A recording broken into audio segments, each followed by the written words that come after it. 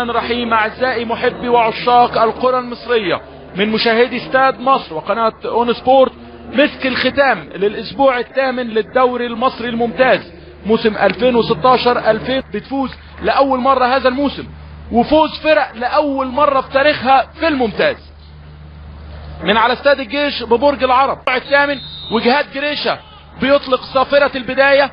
نادي الزمالك صاحب الملعب وصاحب اللقاء هيكون على شمال مقصورة استاد الجيش ببرج العرب في رابع لقاءاته هذا الموسم. لمؤجل هذا اللقاء تاريخيا تاريخ كبير من 48. شوف الفاول، كابوريا تتلعب على طول وجنش بيتألق. بصوا حضراتكم في حراسة مرمى الزمالك، بصوا السبرنت اللي بيعمله احمد شكري معدي وممكن ياخد فاول.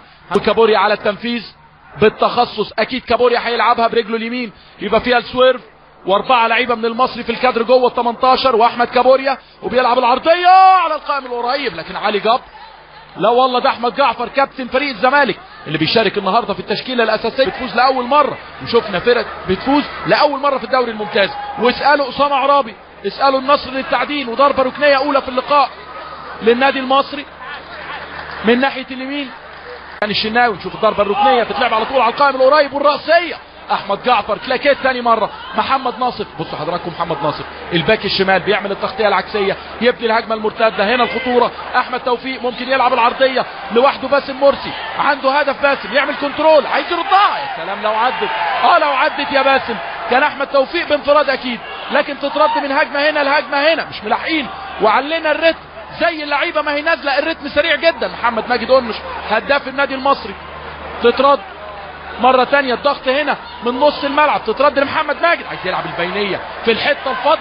واحد ادي ال1 3 توصل محمد ماجد أنش، هيلعب ال1 2. احمد جمعة تتلخبط في رجله لكن جوه ال 18 مرة تانية احمد جمعة، والتسديدة وجنش كلمة. يمكن هنا التسديدة حلوة التسديدة هنا. بوسكا ايضا بيتألق، يمكن استقبل بوسكا 7 اهداف قبل هذا اللقاء. احمد ايمن منصور الكره الاماميه يرد علي جبر، ولكن رد بالخطا. احمد شكري عايز يفتح لنفسه الزاويه البينيه، فين التسديده؟ بالعرض ما تلاقيش حد. يرجع علي جبر لجنش، اختبار تاني لجنش تقلش وعلي جبر. وادي الاخطاء، شكري يحط الكوره دي الخطا، كوره فيها 3 في لقاء وحيد. نشوف الهجمه دي لنادي الزمالك ناحيه اليمين. باسم مرسي خطورته لما يكون جوه ال 18، لكن التاكلينج اللي فات بصوا حضراتكم محمد حمدي يحط رجله تخبط الكوره في باسم وتطلع ضربة مرمى للنادي المصري. الشيخ نشوف الهجمة دي الاول لنادي الزمالك، ماشي على طول احمد توفيق والتسديدة لكن بتخبط بلوك وترسانة على حسني مرة تانية.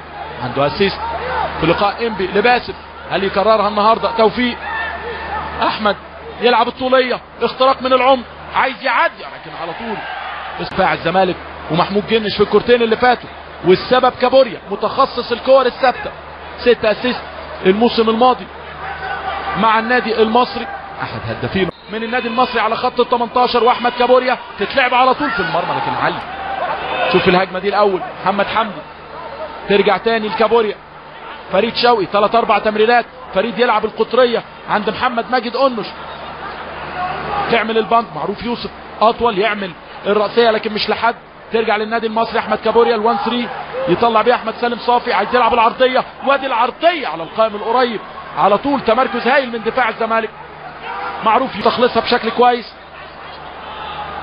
كابوريا يعمل تشيب عند محمد ماجد أنش، وادي التسديده حلوه وجنش على مرتين. محمود جنش بيتألق حارس الزمالك ونجم اللقاء حتى الان، واصطدام.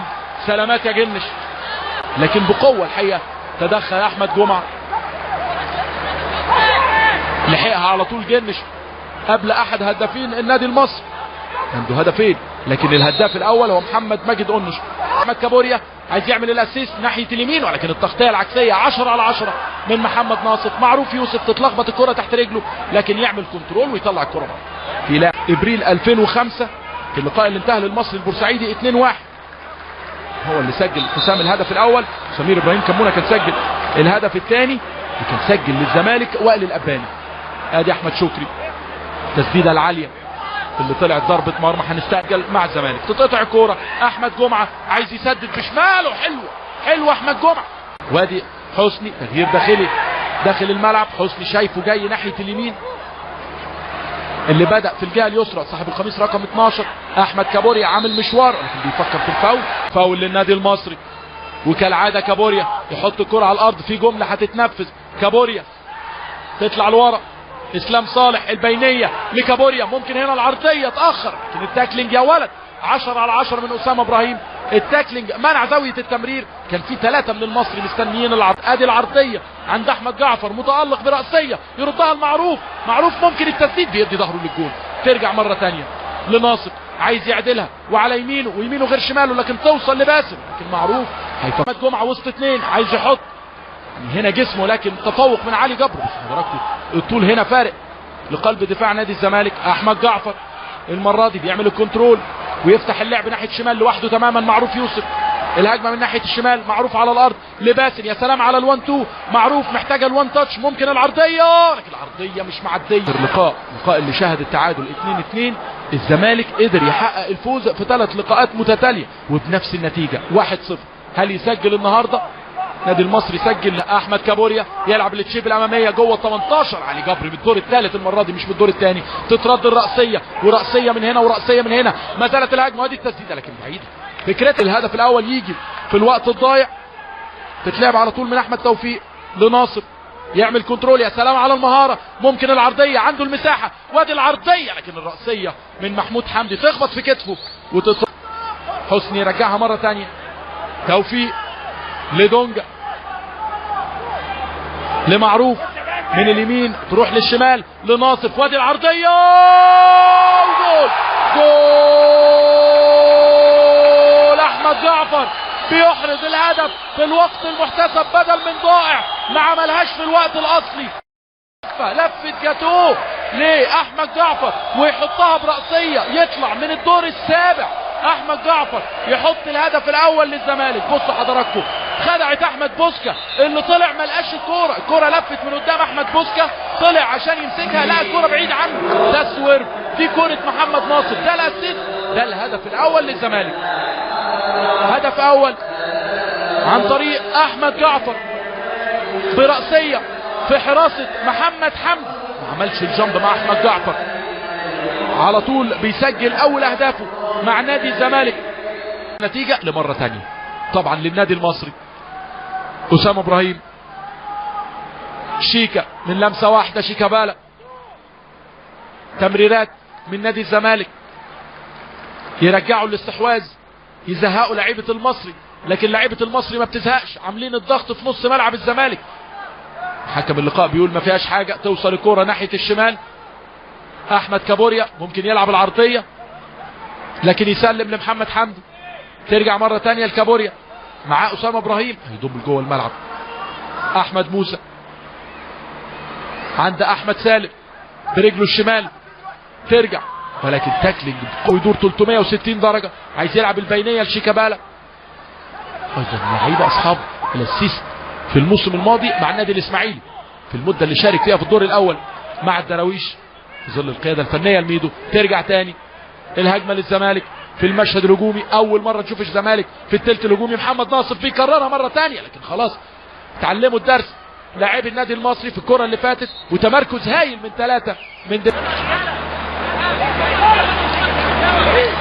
ما لبستش في وش رجله بالشكل المطلوب، بيلعبها طويلة جوه ال 18 لكن ما تعديش الكوره. ما زال دفاع الزمالك متفوق في الحوارات الفضائيه، فضائيا الزمالك مكتسح سواء في الهجوم بهدف احمد جعفر او الدفاع عن طريق علي جبر ومحمود جنش ومحمود حمدي.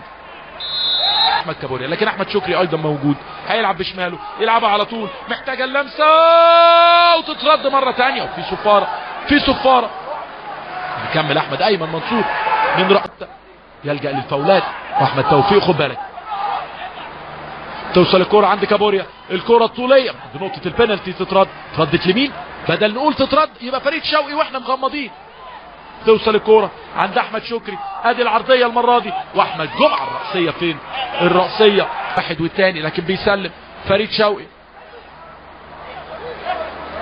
بشماله، عند احمد شكري يرجع الكوره، لكن شوف الهجمه المرتده للزمالك للفارس الابيض، الفريق المتقدم حتى الان ناحيه شمال، مره ناحيه اليمين لشيكا، مره ناحيه شمال لباسم. يا سلام يا باسم، لو لعب البينيه بوش رجله خارجي مش بالداخلي كان ما فيهاش اي حاجه. احمد شكري عامل له الاوفرلاب حمدي، ممكن نشوف ثنائيه، ممكن نشوف المهاره من شكري، مكمل ومعدي، عايز يرجع تاني لكن المهاره هنا، وادي العرضيه مش معديه، طلعتش متر من على الارض. هو اللي هيلعب، يلعبها على الارض ثنائيه توصل لكابوريا، عرضيه في منتهى الخطوره، فيها خبز اللي فاتت، ترجع تاني وادي التسديده. حلوه الفكره، حلوه والله من احمد ايمن منصور، وايضا حلوه من جنة، ممكن تعمل بند، تعمل مشكله لمحمد حمدي. والله الباك الشمال هو صاحب التسديده اللي فاتت في الضربات الركنيه. احمد رفعت هل يسجل هدفه ال 13 في هذا اللقاء؟ هنشوف. كوره من ناحيه الشمال وادي العرضيه، شكلها في الشبكه. محمد ماجد قنش بيعمل ايه؟ الرأسيه بتاعت قنش فين؟ وقبليها الرأسيه بتاعت احمد جمعه راحت فين؟ وادي حماس وقطع الكوره كذا مره من احمد توفيق. احمد رفعت يغير اللعبه، احنا بنقول ارقام احمد رفعت، فاجئنا النادي المصري بعرضيه رائعه، لكن احمد جمعه لو اتقن العرضيه، بصوا الحماس وعايز يعدي وعايز يحط رجل ثلاثه. كان على استاد الاسكندريه مصر مقاصه وسموحه. ادي شيكا الكره الاماميه، دي كره باسم، لكن فين يا راجل؟ ترجع تاني لاسلام صالح، اكتر اتنين لمسوا كوره في الملعب، اتنين ارتكاز للنادي المصري، اسلام صالح وفريد شوقي. تترد الكره الطوليه، اللمسه هنا من باسم، اول تبديل لحسام حسن، هيرمان كواو. ادي الكره اللي فاتت، حكم اللقاء بيدي الفاول على باسم. ادي الهجمه كانت بتتعاد، والهجمه للنادي المصري. دخلنا خلاص في اخر 10 دقائق، يرد فريد شوقي، محمد حمدي ضامم لجوه، عمل كنترول، الكره الاماميه مش لحد، تترد له مره ثانيه. التشتيت غير متقن لنادي الزمالك، المفروض نادي الزمالك لو عايز يحافظ على التقدم يركز في التشتيت. احمد شكري يغير اتجاهه ويرجع مره ثانيه، ادي العرضيه الرأسيه تخبط قبل ما توصل لجنش. تشتيت، حضراتكم التشتيت عامل ازاي؟ ترجع تاني للنادي المصري. 3 لقاءات، الشرقيه واسوان، مصر المقاصه والداخليه، والنصر للتعدين وبتروجيت. في فاول للنادي المصري على قوس ال 18 في منتهى الخطوره على جنش وعلى نادي الزمالك. هل الحل يكون من خلال الكور الثابته؟ من الخميس ايضا 17 نوفمبر انبي والمقاولين، سموحه ودجله، طلائع الجيش والاتحاد السكندري، والمصري عنده لقاء ديربي. والفاول عليها احمد سمير موجود، واحمد كابوريا موجود، وحائط بشري من 6 لعيبه، وادي كابوريا عايز يحطها، لكن الحائط البشري، ترسانه دفاعيه من الزمالك. شيكابالا يلحق الكوره، يلعب الكوره الطوليه، عايز يسلم حد لكن مش لحد تماما، توصل عند اسامه عزب على الارض، يرجع تاني الموقف الهجومي للنادي المصري.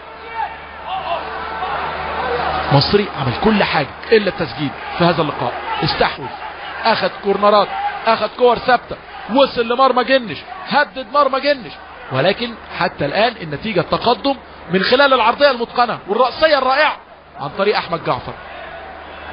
كابوريا يلعبها لاحمد ايمن منصور ناحيه الشمال، هل الحل يجي من ناحيه الشمال ولا من ناحيه اليمين؟ احمد سمير، الكره الاماميه، هيرمان كواو لاحمد سمير، دخل جوه 18، ممكن العرضيه تخبط وتخدم، يدي فاول لباسم مرسي. مش ممكن جهاد جريشه في الكره اللي فاتت مع باسم ما يديش الفاول، تترد لشيكا. الهجمه المرتده لو فيها السرعه هنا، احمد رفعت لعيب سريع لكن هيمين ناحيه الشمال. الزمالك عايز الكنترول، الزمالك اكتفى بالهدف. ناصف طالع بيضم لجوه، مكمل ناصف، هل يعمل اسيست تاني؟ باسم ممكن يردها، ممكن يعدي، حتى من واحد ما يعديش من التاني، مش هيدوله فرصه. السرعه، الزمالك محتاج السرعه. احمد جمعه مكمل وعامل سبرنت من ناحيه اليمين، احمد جمعه يا سلام على المهاره، تغيير الاتجاه، وادي العرضيه، لكن علي جبر مره ثانيه وثالثه. نجم يا علي متالق، بنتمنى له التوفيق في لقاء حمدي. يبني الهجمه ناحيه شمال احمد سمير، لكن يسلم لجمعه. شكري، اسلام صالح، داخلين على اخر دقيقه، نشوف جهاد جريشه هيدي كام دقيقه. احمد سمير هل يتقن العرضيه؟ ادي العرضيه فين الرأسيه، لكن من الناحيه الثانيه محمد ناصر، تترد للزمالك. باسم مرسي، هنا الخطوره، 2 على 3، باسم وشيكا، لكن راح خلاص ناحيه الرايه الركنيه، هيفكر في الفاول، هيفكر.